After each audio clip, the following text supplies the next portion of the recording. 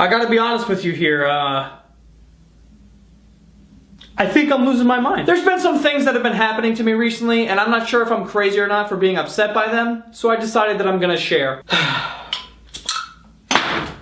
So the other day I'm in the gym, just getting after it, doing some deadlifts, you know, working up a nice sweat. All of a sudden this guy comes up to me and he goes, "Hey Chief, can you give me a spot?" And already I'm upset because I'm not a big "Hey Chief" guy. Hate the "Hey Chief." I'm more of a "Hey buddy" guy. "Hey buddy, can you give me a spot?" "Hey, thanks bud." This "Hey Chief" shit disgusts me, okay? It's at the bottom of the totem pole. It's down there with, "Excuse me boss, can I get a hand?"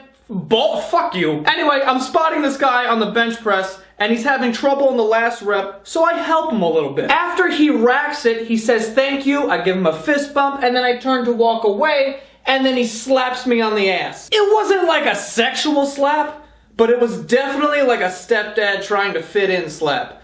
Like, "Hey Billy, nice catch." Psh, that was fresh. It was one of those, you know what I mean? And I was like walking away from him, so he had to have extended. He worked for this slap. And mind you, I have no idea who this guy is. I've never even seen him at the gym before. And by the way, this isn't like a homophobic thing either, because if we're on the baseball field, swing away. If I hit a double into the gap, slap my ass. Take your day out on my ass, okay? Hit me with a bat. I don't care, because it makes sense in that setting. But we're in a gym, and I'm a complete stranger. Don't smack my ass like you're my basketball coach and I just hit a free throw. What's next? Are you gonna start tussling my hair? Like fucking Great Gatsby? Hey there, old sport, little junior? Fuck that. I don't know how they do it in your tribe, Chief, but keep your hands to yourself. The next thing, which literally happened again today, drives me insane. Okay, so you know when you're walking into a building and you're not an asshole, so you'll hold the door for the woman behind you, and then you do that whole like,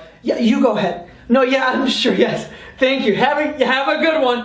Like you do that whole shit to be nice, and then all of a sudden you just become responsible for this door. Before you know it, you're a fucking employee of the building. You're the doorman now. For the next 4 minutes, you're just letting people into this building, and no one takes over your shift, by the way. Usually when that happens, if you're walking into a building and you see some guy just stand there like an asshole, you can tell he's not a doorman. He's just like, "I don't know how I got into this situation." And there's just people pouring into this building, not even saying thank you, not looking them in the eyes, just walking through. Usually when you see something like that, you walk over to the door and you go, "I got it from here, dude." You take over his shift. "I got it, you go ahead. I'll get the next 10. For whatever reason, no one does that for me.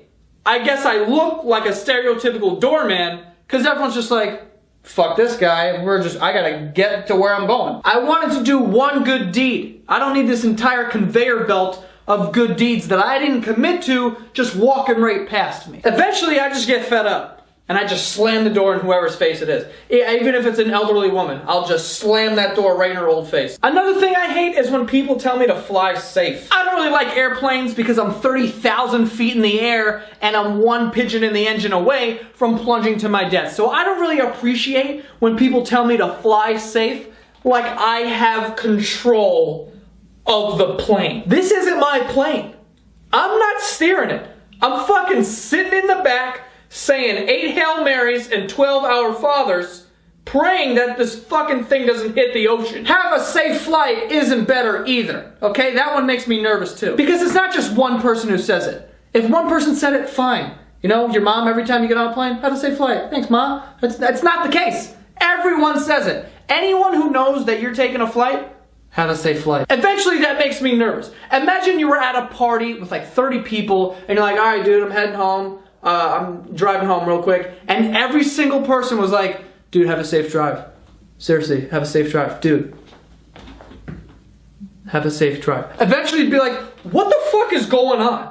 Should I not drive? What are you trying to tell me? Is it dangerous? Is there a tornado that I don't know?" You would be like, "What the fuck? Why does everyone keep saying this?" Do me a favor, don't tell me to have a safe flight, okay? I don't want to even think about the fact that I'm 30,000 feet in the air. When you tell me to have a safe flight, I'm like, great.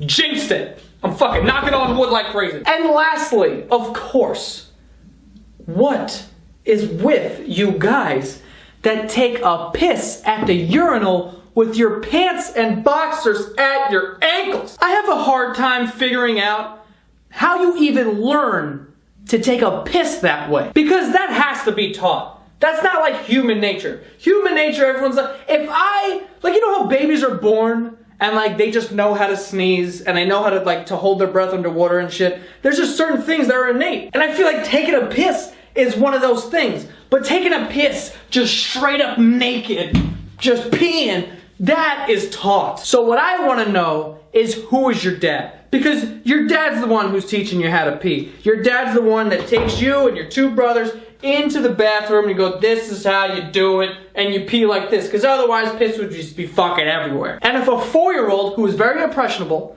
sees his father pull down his pants and his underwear to his ankles and starts peeing, that's it. He's done for the rest of his life. That's how we create these people. This kind of pissing method had to have been passed down for generations, and we just need to cut it off now, okay? Someone's got to teach these kids. It scares me how passionate I am about these little things. I swear to God, I'm sweating right now. Anyway, that's all for this week. If you want more videos, go to youtube.com/extrajoevideos and go subscribe to my podcast. It's called The Basement Yard. It comes out every Monday on iTunes and SoundCloud, and I'll see you next week. Bye.